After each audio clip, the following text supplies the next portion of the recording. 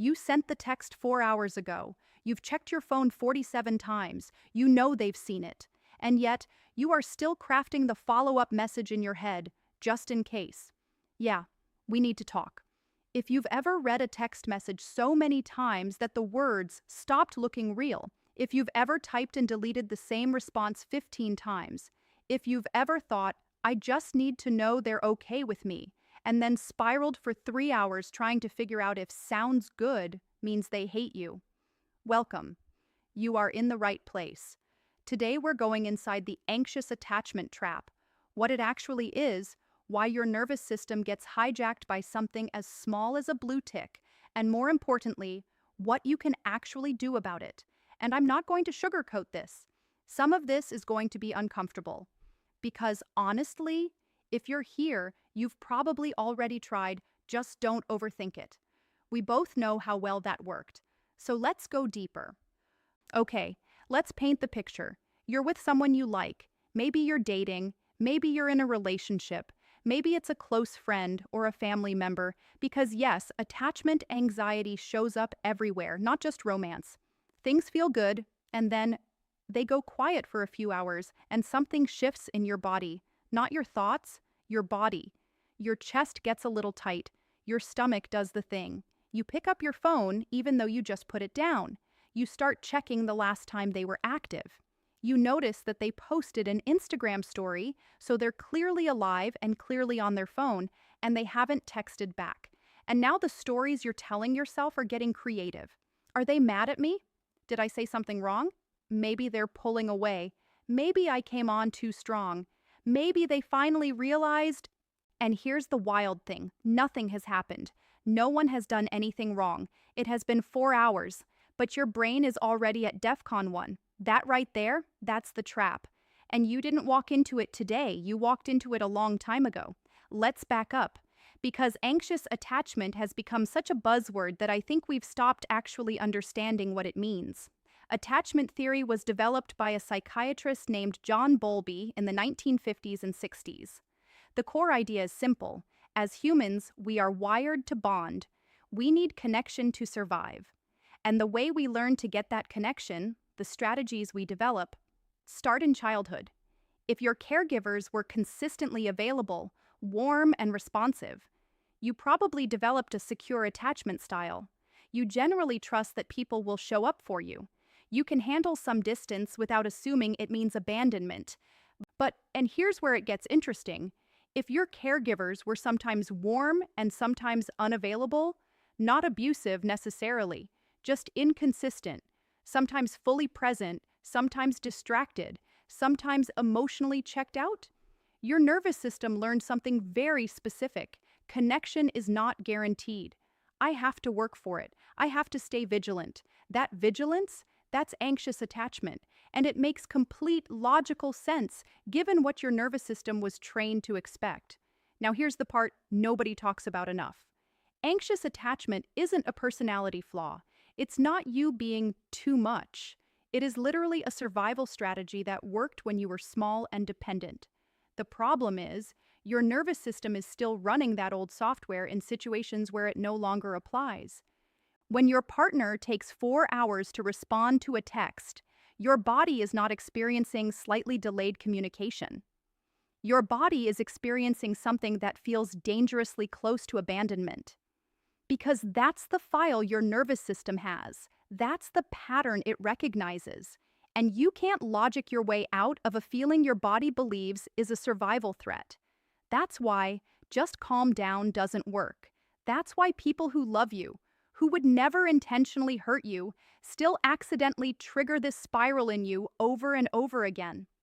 All right, let's zoom in on the text thing specifically, because I think this is where so many of us feel the most shame about our anxious attachment. The text spiral. You know the one. Step 1, you send a message. Normal message. Hey, how's your day going? Or maybe something a little more vulnerable. Maybe you made a plan together and you're confirming it. Step 2, time passes, they don't respond immediately. Step 3, your brain starts scanning. This is the hypervigilance kicking in. You notice details you wouldn't normally notice.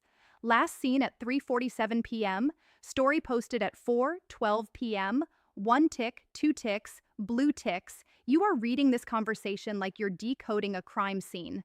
Step 4, the stories start, and they escalate fast. What starts as, they haven't responded, becomes they're pulling away, becomes I knew this was too good to be true, becomes I fundamentally push everyone away and will always be alone. In about 45 minutes. Step 5, the urge to do something. Because sitting with that uncertainty is excruciating. So you might send a follow-up text, or a just checking in message, or a jokey message to seem chill, or, and this is a big one, you might pick a fight. You might do something to force a response, even a negative one, because at least then the uncertainty is over. Here's what's happening neurologically. When your attachment system gets activated, when your brain perceives a threat to connection, your amygdala fires. The amygdala is your brain's alarm system. It doesn't do nuance. It does safe or not safe, connected or abandoned. And once the amygdala fires, it pulls resources away from your prefrontal cortex, the part of your brain that does rational thinking, perspective taking, and impulse control. So quite literally, in the middle of a text spiral, you have less access to the rational part of your brain. You are not being dramatic. You are not being irrational on purpose. Your neurobiology is working against you. And here's the cruel irony. The behaviors that anxious attachment drives you toward, the double texts, the emotional escalation, the picking fights, are often the exact behaviors that push people away, creating the very outcome you were afraid of. It's not a character flaw, it's a self-fulfilling prophecy built into the nervous system, and breaking it starts with understanding it. There's a term I want to introduce you to, protest behaviors. This comes from attachment research, and it refers to all the things we do when we feel our connection to someone is threatened. The behaviors that are essentially our nervous system screaming, "Pay attention to me, come back, prove you're still here." Some protest behaviors are obvious, blowing up someone's phone, starting an argument out of nowhere, giving the silent treatment, not because you want space, but because you're hoping they'll chase you. But some are way more subtle and way more socially acceptable, so we don't even recognize them as protest behaviors, like being passive-aggressive in a text. "Oh no, it's fine. You know that tone," or mentioning how busy you've been, hoping they'll feel the same urgency you feel. Or posting on social media in a way that's calculated to make them wonder about you. Or asking friends to interpret a message that is, objectively, unambiguous. All of these are protest behaviors, and they share a common goal: reduce the uncertainty, get a signal, get proof that the connection is still there. The problem is, protest behaviors almost never actually soothe the anxious attachment, because even when they work and you get a response, the relief is temporary, the wound underneath is still open, and the next time they go quiet for 3 hours, the whole cycle fires up again. You're treating the symptom, the fever breaks, but the infection is still there. Okay, here's where I want to be really honest with you, because a lot of the anxious attachment advice out there is not great. It tends to go one of two directions. Either it's you need to fix yourself before you can be in a relationship, which not helpful and also not true. Or it's a list of tricks for how to seem less needy, how to fake security, how to play it cool so you don't scare people off. And that approach makes me a little crazy, because you're not trying to seem secure. You're trying to become more secure. And those are very different things. So let's talk about what actually moves the needle. Number 1, name the activation, not the story. When you feel the spiral starting, that chest tightness, that urgency, your instinct is to follow the story your brain is spinning. Don't. Instead, name what's happening in your body. Not, "They don't care about me," but "My attachment system is activated right now. My nervous system thinks there's a threat. This feeling is real, but the story my brain is telling might not be." This is not toxic positivity. You're not telling yourself everything is fine. You're just creating a tiny bit of distance between the sensation and the story. That gap, that's where change happens. Number 2, regulate before you respond. The worst time to send a text, make a phone call, or have a conversation about your relationship is when your amygdala is running the show, which is exactly when every anxious bone in your body wants to do all of those things. Find what brings your nervous system down, not suppresses it, down.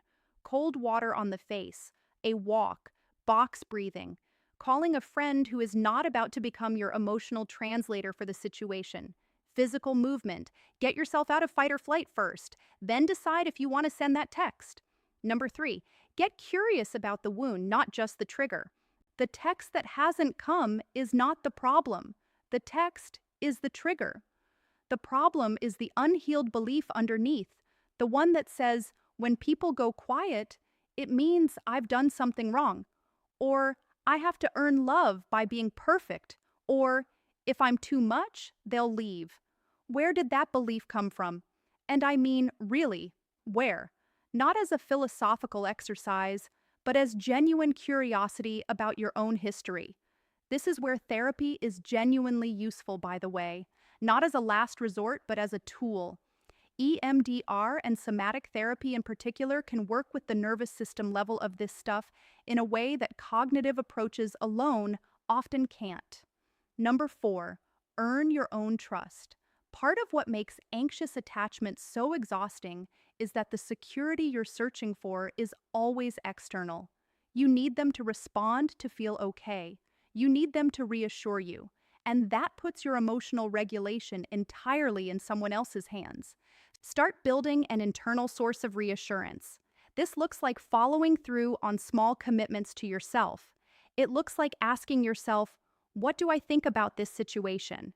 Before crowdsourcing it to 5 friends. It looks like doing hard things and noticing that you survived them. You are building evidence that you can trust yourself, that even if a connection breaks, you will be okay.